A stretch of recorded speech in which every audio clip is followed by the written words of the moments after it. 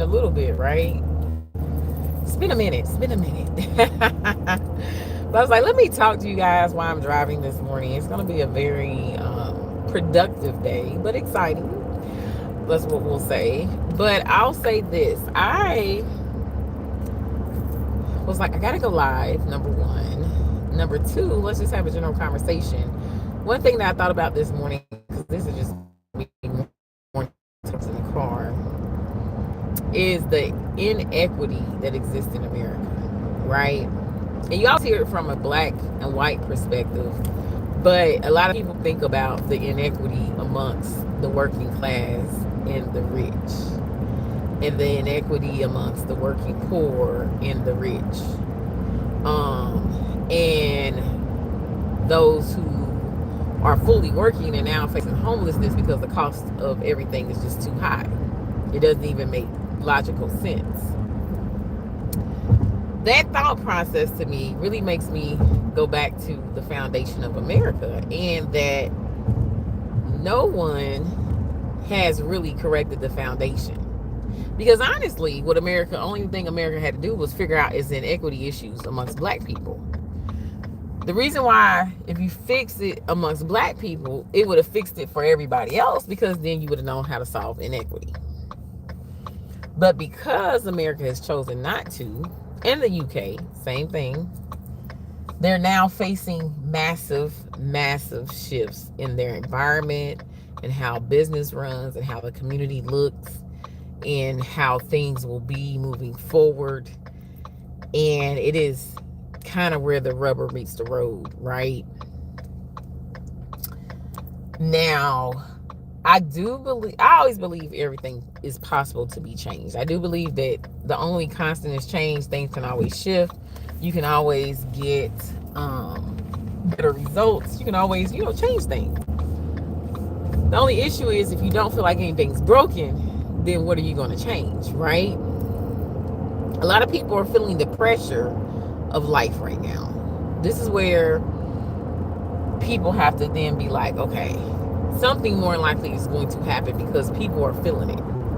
You see a lot of people of all cultures starting to complain finally that the cost of living is too high. The cost of me existing is too high. A lot of people are making jokes about it. A lot of people are, trying to figure out what to do. A lot of people are deciding to just leave America. It's kind of like happening all across the board, and everybody's making their decision of where they feel like they belong.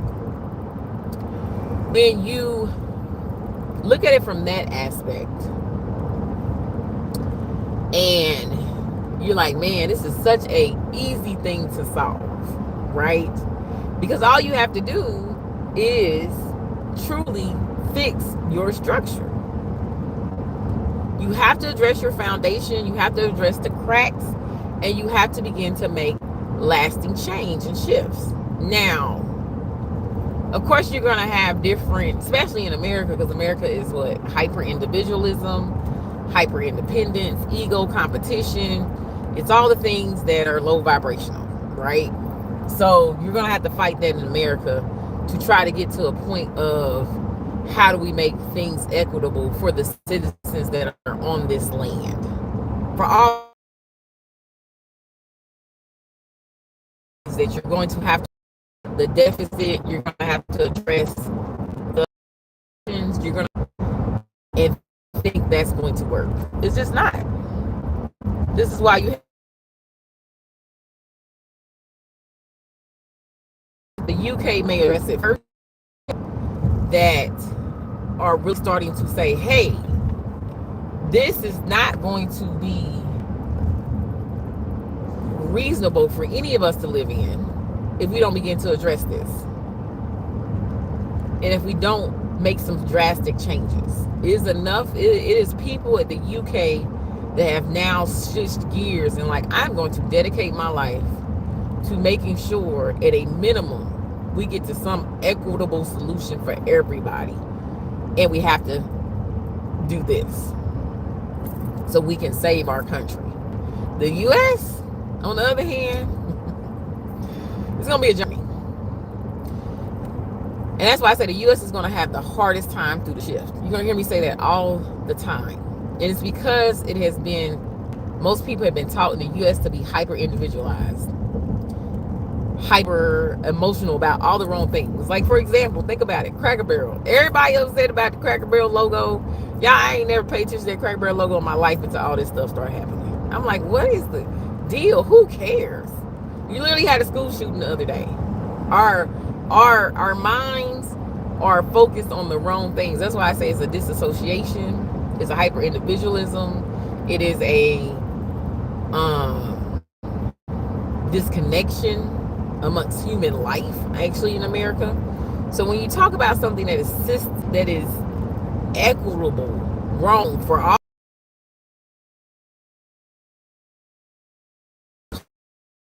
and you're saying this has to shift and change, but the core of most people that are walking this earth or walking in the US, not the earth, sorry, don't even understand how they are being impacted or how people are being impacted, meaning that they don't even talk to their neighbors. They don't even recognize their neighbors as human. They don't see that as another person. And you're like, okay, crap, stuff is about to hit the fan in America, and quickly. And it's hitting the fan already. But a lot of people don't know what to do because it's like we're so disconnected.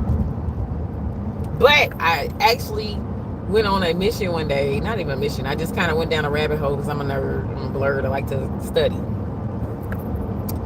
And I was like, this is weird. Like, I'm noticing why I am like, I want to be on a different land. I didn't understand what it was at first. And I was like, oh, I get it now. What I'm experiencing is community when I leave America. In America, you barely get community. Not to say you don't have pockets that work together. Not to say that you don't see people pull together when it needs, but I'm just talking about on a day-to-day basis. When you go outside, people are in their phones. They're not talking to each other. They're not saying hi to each other.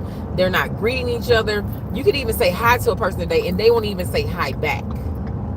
And I was like, whoa, what has America done what it's done to its citizens to where people are even afraid to talk to each other? That is a deep down mental programming that has happening in our country. And so I asked the question, what was the purpose of making sure that Americans do not see each other as human?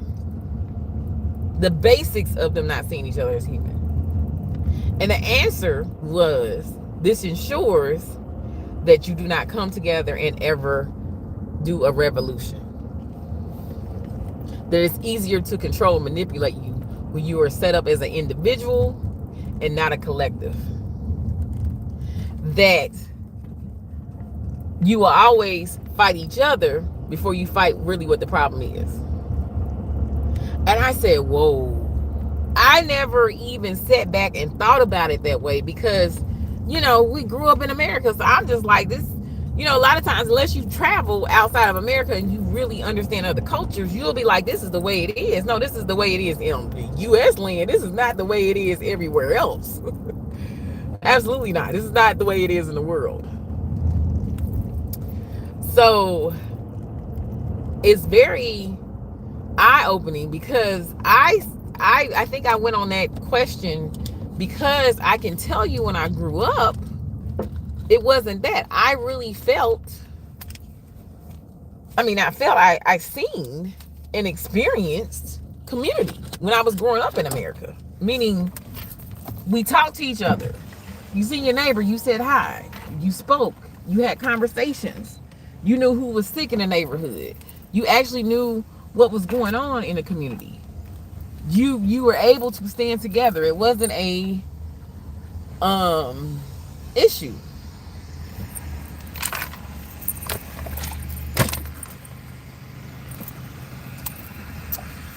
So when you think about it that way, you're like, whoa.